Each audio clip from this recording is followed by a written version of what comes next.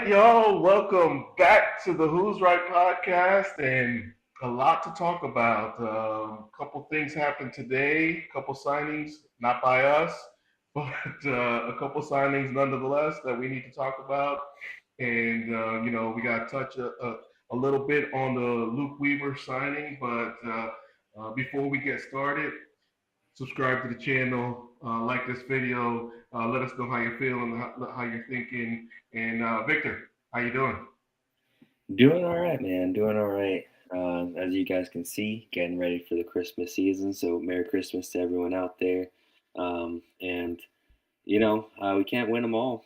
Uh, so, I'm honestly, as we get into this, glad that the teams that got these players that signed today got them because they're not in our league, and we don't have to worry about them. And so, yeah, but excited to talk Mets baseball today. Yeah, no, for sure. And so let's just get into it. We'll touch on before we get into the Murakami signing and Contreras to Boston. We're going to touch on Luke Weaver. We solidify in the back of our bullpen, and this is not Edwin Diaz or Suarez, but this is the next best thing I think that was out in the market. Um, you know, all the Yankee fans are talking about us signing ex Yankees and stuff like that, but I really don't care. At the end of the day, I want pitchers, wherever they came from, to be good and good for the Mets, right? So that they're Yankees, I could care less. It's at the end of the day, it's not like it was our first choice, right? Edwin was our first choice. Um, Suarez supposedly was our second choice, or if he wasn't, who knows? But Weaver is definitely a good choice as a third guy, as part of the back of the bullpen. And I think we have room for one more guy. But what do you think about the Weaver signing? Yeah, obviously, I think a lot of Mets fans react in the way that they felt this was an Edwin Diaz replacement slash reaction, and I don't think that was the case. I think we could have been in the Luke Weaver market regardless of if we signed Edwin Diaz, and we talked about this offline. But in the sense of Edwin and in the sense of losing him, it's not the same. It's not going to be the same. It's not going to feel the same. But in the overall construction of the bullpen, to where we were last year, I kind of like it. We don't have that sure guy in the ninth inning. We have some question marks there still with Devin Williams or Luke Weaver maybe taking that position. And from talks, it'll be Devin Williams. But we don't know what it's going to look like, and so I'm kind of excited to see how that plays out. Uh, how we build the rest of the bullpen. Honestly, there's not a reliever on the market that interests me that much to say, let's go get him and we're going to have a complete bullpen. I kind of want to gamble on the guys that we have in the farm system and guys like Dylan Ross to see if they can put something together. These guys that throw gas, because we know that that's what David Stearns likes to do is rely on the young talent to come up and develop and be their flamethrower closers in the back end of the pen. And we have a lot of starter depth next year too. And so when we start talking about too many of these pitchers, then I don't think it's going to be sustainable when we have so many guys fighting for so little spots. Obviously, that'll look different if we get to trades and stuff like that. But as far as our bullpen, I think we can tie a bow on it with Luke Weaver. I can see some minor league signings here and there, but I can't complain. Luke Weaver has been was great in the 2024 postseason, and I'm excited to see him pitching on the other side of New York because we know that he handles New York well. Yeah, no, absolutely. And I would say I think we have room for one more. But I agree with you. I think Dylan Ross will be part of the mix. I think if there's a guy, I'm drawing a blank on who's left out in the market, but Because they were talking about, going to your point, they're talking about maybe like a Sproat being the long man out of the bullpen, and that's a possibility. But I think if there is room for one more guy, I think it's a guy like that, somebody that'll eat innings out of the bullpen, and so that's kind of what I'm thinking. If there's room for one more guy, it's a guy like that. I agree with you. The back of the bullpen is pretty locked down between Weaver, Williams, Minter, and Rayleigh. I don't think they're going to mess a lot with the back of the bullpen. And who knows? Like you said, gambling with the young guys. A guy like Dylan Ross, and we got a couple guys down in the farm that can actually take over in the late innings if they develop well throughout the season, right? You don't throw them out in the beginning of the season, but if they develop well throughout the season, they could actually take one of those spots. So I agree with you there with the young guys having to um, let those guys rock a little bit, let them cook a little bit, and see what they're all about. So I completely agree. Yeah, and even if it's like, don't get me wrong, I would love to sign another reliever, one of those high end guys, maybe even um, uh, go with another close to closer in a guy like Kirby Yates who's still out there. He's older, but maybe that veteran presence might help. Um, but maybe it's a guy that we reconcile with in like a Drew Smith or something like that. But I think as far as the back end of the bullpen, with AJ Minter, Devin Williams, Luke Weaver, and Brooks Raley, man, those are four great options that we have back there. And so yeah, it'll be interesting. We can't never have too much depth though, for sure.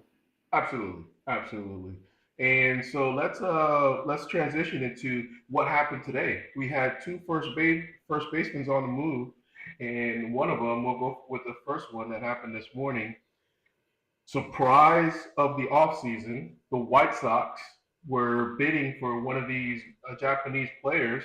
And, we heard rumblings the last couple of days about the White Sox going after Murakami, but I thought that was just them talking and something to talk about, or,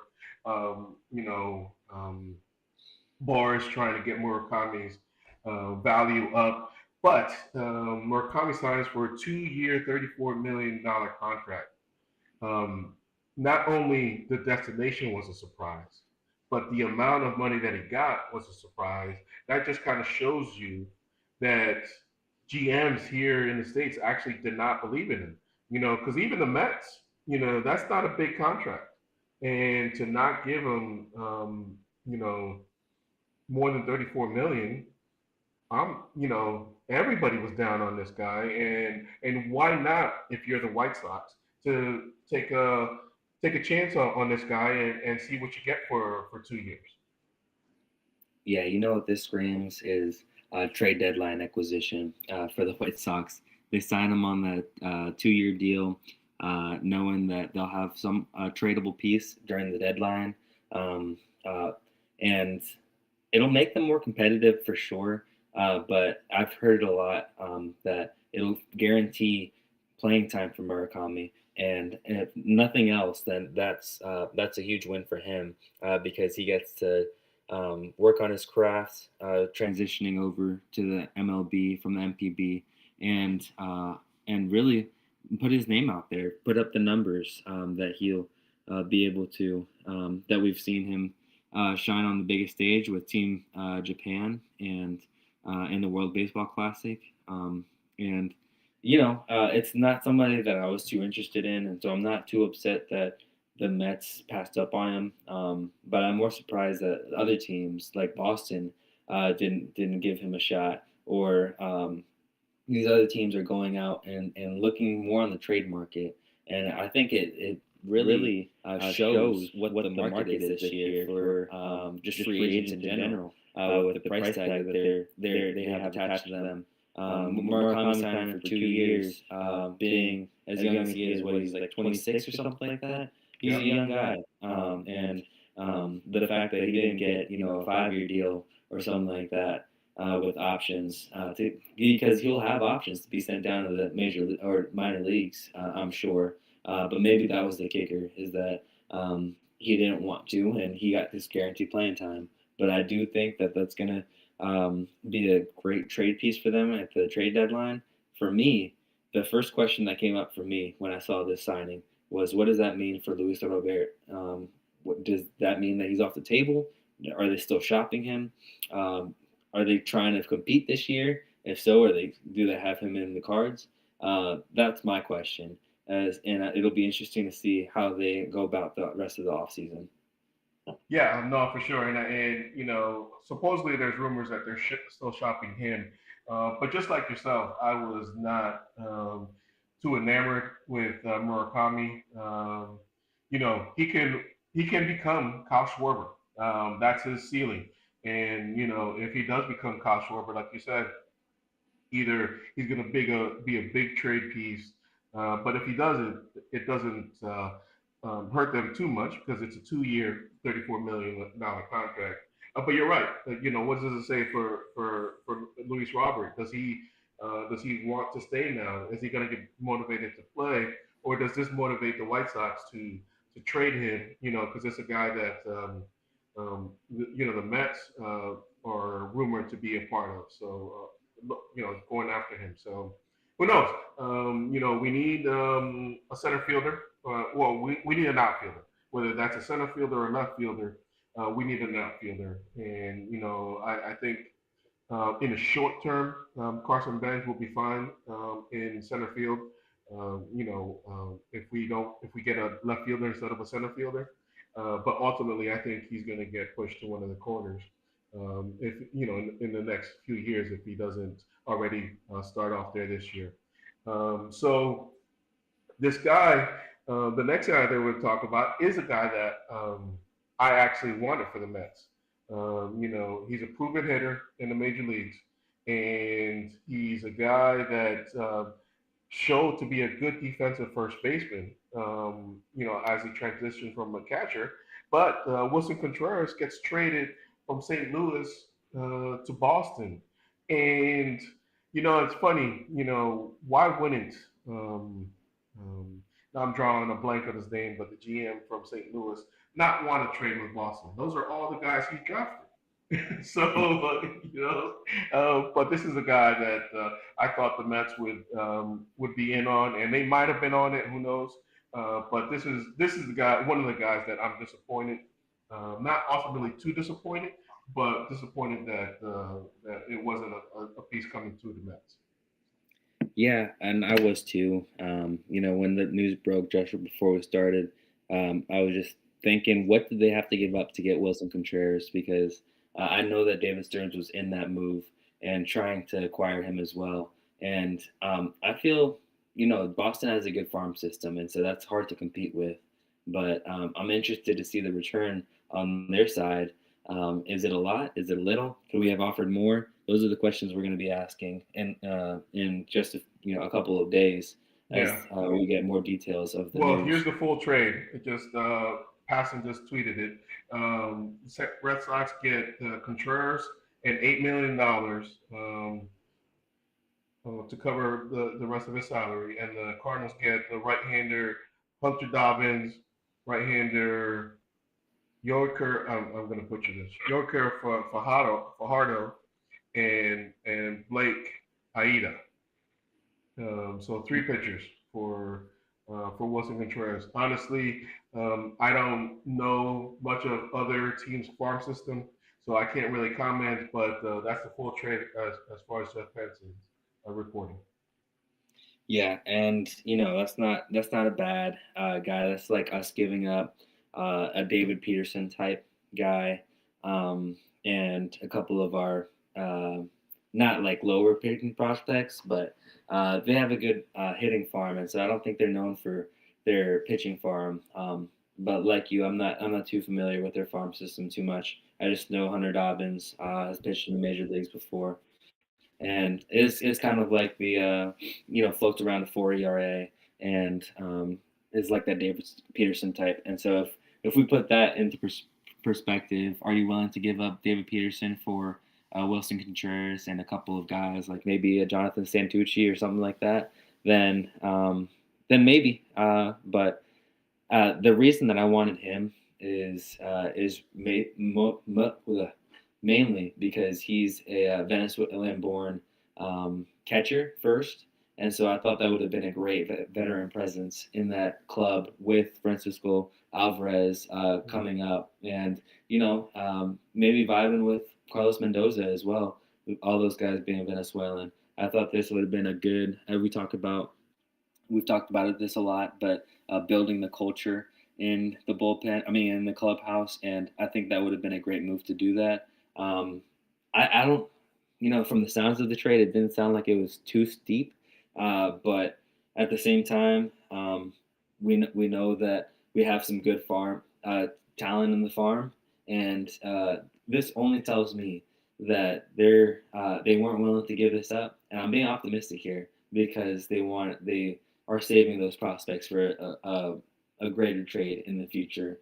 And you know what? We have a glut of infielders right now that can all play that position if they really wanted to. And we just talked about, um, uh, all the acquisitions that we made. And so I think we've shored up the infield for the most part, unless we wanted to make a big splash at first base. But really, if we're going to make a splash in the trade market, I would love for it to be in the outfield, whether it's with the White Sox or not. But I don't know. It stinks. Like you, I wanted him. Have him on my fantasy team. Believed in him when he was a catcher. Don't think that the culture in St. Louis was great for him, and I thought that it would have been great to have him in here to coach up Francisco Alvarez. Yeah, no, no, that's a good point on the Francisco Alvarez front. Because he is a good defensive first baseman, and if Francisco Alvarez ever wants to transition to another position, he can help him out. But I digress. We're not there. That Francisco Alvarez is going to be our catcher for a while, and we want to keep him there. But ultimately, you're right. If he is like I don't know, I'm just gonna go by what you're saying. If he is a David Peterson type, the reason why St. Louis would go with Boston over the Mets is control, team control, right? Peterson, this is last year for Peterson, and more years of control with Dobbins, obviously. So that's probably if he's compared to like a David Peterson type, that's probably why St. Louis it went with that instead of a trade with the Mets. Obviously we don't know if Mets were in on it or not, but even just knowing that little tidbit, if he is like a David Peterson type, if it was me, I would go with the Boston kind of trade just because I have more younger guys under more control, and again, for some reason I can't remember his name, but the GM knows these guys because he drafted most of these guys. So Yeah, that's and I'll make a correction too. He's actually a free agent. He just came up in 2025. He pitched well for Boston, but he's a free agent in 2032, and so he's got lots of control on him. yeah, lots of control. So there you go. So that's a big deal, and that's why that's probably more attractive to St. Louis than any trade that maybe the Mets could have put together. Because we're not trading one of our top pitchers over there, like a Tong or anything like that for Wilson Contreras. And so yeah, so what do the Mets do, right? One of the pieces that I kind of we both liked in Wilson Contreras is off the board. Murakami is off the board. A guy that we didn't care too much about is Okamoto coming to the Mets. Now that Boston has their first baseman, Murakami's off the board. Who else needs a first baseman? Is Okamoto coming to the Mets? That's the I would love to see Okamoto. That's the other guy that I want to see the Mets go after. And now the question is he going to wait till January 4th, just like Murakami? Because I'm assuming that he wasn't signing until Murakami signed, right? Because all these guys are Boris clients. and Boris has a clear, which guys are signing first, right? That's why Bellinger's not signing with anybody because he's waiting for Tucker to sign, right? Tucker's not a Boris client, but he's still waiting for Tucker to sign, because whatever Tucker gets, Bellinger's going to want to get close to that. So that's the thing with Okamoto. Does Boris wait for January 4th? I hope not. I think the market will be bigger for an Okamoto type, because he has a clear floor. He's a good defensive player. So he has a clear floor versus a guy like Murakami who is not good defensively, and we don't know if he can hit here in the United States, and so in the major leagues. And Akamoto can at least play defense. And when you can play defense, you have a clear floor. So it's a guy that you can sign and and and live with because he's going to give you gold glove defense. And this is a guy that I would like the Mets to go after. I would. He's a right-handed hitter. You know, another thing that worked against the Mets with Murakami is that Murakami's a left-handed hitter, and we need more right-handed pop in our lineup. So this is a guy that gives 25 to 30 home runs in the Japanese league, and I would love to get a guy like Akamoto. What do you think? Yeah, I wouldn't be opposed to seeing the deal that um, Murakami just got, because I think now that we saw that, he's going to be a lot cheaper than anyone was expecting. Maybe he signs a shorter term deal, and on a shorter term deal, we know that's right up Stern's alley, and so I definitely could see that. For me, this is a consistent hitter, uh, one that's been, he's 3 years older than Murakami Okamoto is, and I'm gonna get confused with their names. I'm not gonna lie, so I'm sorry if I stumble that up. But um, yeah, no, I think he's done it a lot longer. I think I read something that he's had 6 consecutive 30 home run seasons, and so right in line of kind of what we want in a consistent quote unquote power back, because I wouldn't say that's going to translate that well to the major leagues, but I still don't know if I feel all that comfortable in signing him just because he's unproven. I talked up him. I talked him up a bunch, and I said how he has a veteran bat, but that's in the MPB and that's not in the MLB, and so I'm not sure what that's going to look like. If it's anything like what we've seen from some of these Japanese players that translate, sometimes it takes them a little bit of an adjustment period, and especially on the hitter side, sometimes they don't ever translate into the major leagues, and so it makes me a little nervous if it is on a longer term deal. But if it's in that range of that 2 year deal, like Okamoto just got, or Murakami just got, then I would not be opposed to it. But then that again, that goes to my point. We have a glut of infielders now, and what do we do with them? So if we do sign these guys in the near future, then it's got to be followed by a trade, or a trade has to be done before that.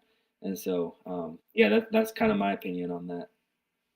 Yeah, no, and I kind of agree with you. And the reason I like a guy like Akamoto is because of the floor, because of the defense, right? He can play defense. That doesn't matter where you are. If you can play defense, you're going to be able to play defense here. And so that's the floor. So I like that. But with you, I agree. We have way too many infielders right now. What did we say last week? We had 7 infielders. And so obviously it has to be followed by a trade. And I'm assuming that it's either going to be for a pitcher or an outfielder, just like what you're thinking. And, I think the trade market that I'm hoping will happen in the pitchers market. To be honest with you, because there's no other pitchers to solidify this rotation. We need a guy to eat innings out of this rotation, and I don't see somebody like that in the free agent market. So it has to come from a trade.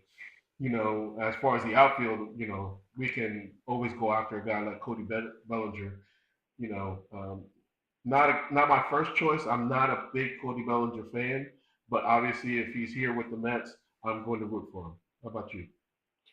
Yeah, so I'm glad that you brought Cody up because his name has been floated around a lot in New York on the Mets side, and it makes me nervous because of the amount of money he's going to get, and he's probably like more like you're talking about. The more and more we talk about him, it sounds like he's going to get a 5 to 7 year deal, and that's just too pricey for me. And with a guy that is solid but has had his fair share of injuries as well. Has not always performed as well as I would like to on a 7 year contract. I'm not saying that I'd rather have Kyle Tucker because I think if we really thought about it, then Cody Bellinger is a better signing. But it still makes me nervous with how much money he's going to get and and how well not how much money. If he signs, like I said before, if he signs a short-term deal, I'm all for it. But I think he's going to get more than a short-term deal. He's going to get 5 to 7 years, and it really looks like the Mets are in on him. And I don't know how that's gonna look in the construction of our outfield for the next few years because we talked about Carson Bench coming up and playing a little bit of center field, but how long is he going to play center field for? We know that Cody Bellinger can, but we don't want him to play center field, and that's just going to be conflicting. And so for me, I think I'd rather see us go out and sign a sure center fielder than risk a long term deal on a Cody Bellinger, who might not be playing center field for too long, if any. Yeah, no, absolutely, and who knows? At the beginning of the offseason, I might have said long contracts for these guys, but seeing the Murakami contract, Tucker might not be getting that long term contract that he was hoping to get before this offseason started, right? So, and that's going to dictate a lot of Bellinger's market. If Tucker doesn't get that long term contract, well, neither will Bellinger, right? I'm hoping that Tucker's market comes back to the same as a what 3, 4, 5 year contract for a guy like Tucker, and at that point, I might be in on a guy like Tucker.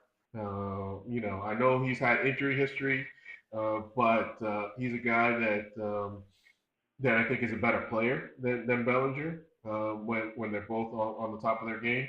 And so I would love to see, if the market comes back to a reasonable years wise. I'm not talking about how much again per year, but if it's coming back to a reasonable years market, I'd be all for signing a guy like Tucker and even signing a guy like Bellinger at the end of the day. But my first choice would be a guy like Tucker. Yeah, I mean, especially when you think about the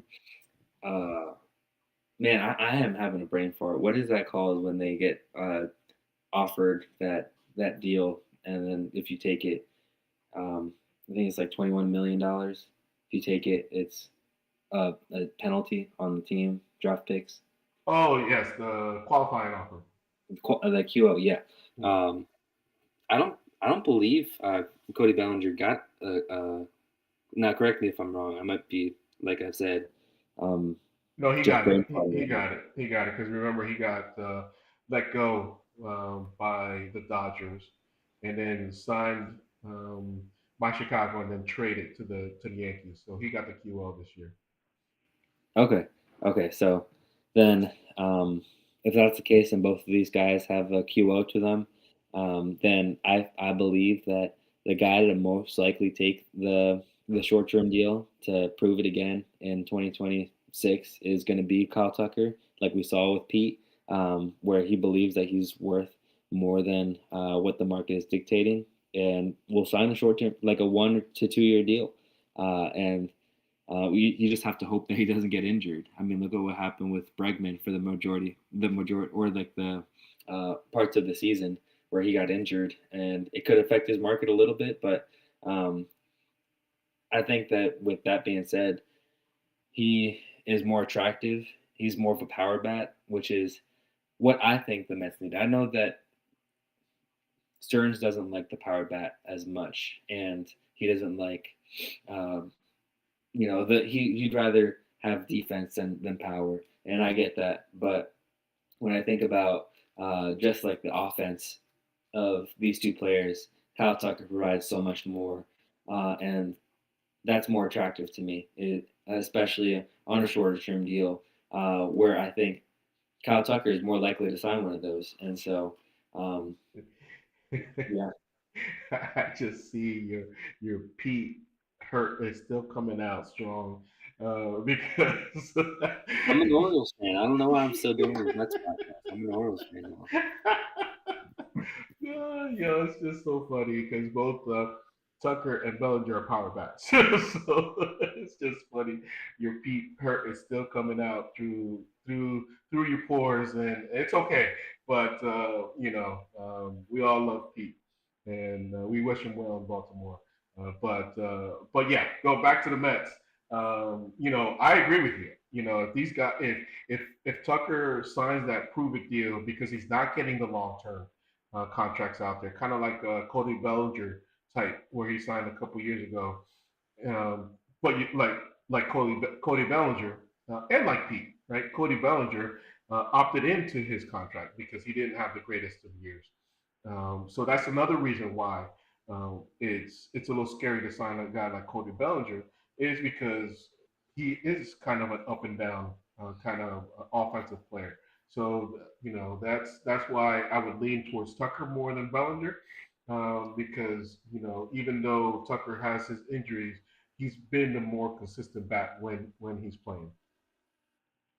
Yeah, and you know, when I say uh, like defense, when we talk about defense, it's pretty obvious which way the Mets are leaning here. I don't even know if there's been any of those Kyle Tucker rumors um, that he's even in talks with the Mets, and so And I that's think the why I like it because nothing that you hear, nothing that has happened, you have heard because Stearns doesn't speak to the media.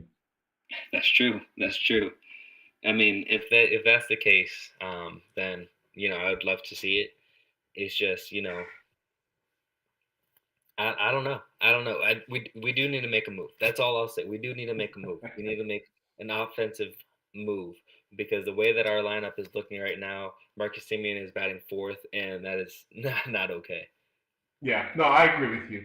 I agree with you. And so we do need to make a move. Unfortunately, ever since Scott Boras became an agent, or the MLB offseason has become long because Boras tries to look out for his players, and unfortunately, for what that means for us is that we get this slow drip of free agent signings, and it's very frustrating.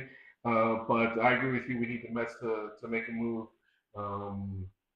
Not panicking because it's still December, uh, but we do need to hopefully start making some moves so we can settle down a little bit. But there was not a lot more going on in the major leagues, so we're actually not going to go on too much longer because we're going to wait for those moves to come. And so before we get out of here, subscribe to the channel, like this video. Let us know what you're thinking. Is Okamoto a guy that is coming to the Mets? Is there a trade possibility that we haven't talked about? Let us know on replay how you think and what move will the Mets be doing? And before we get out of here, Victor, any last words?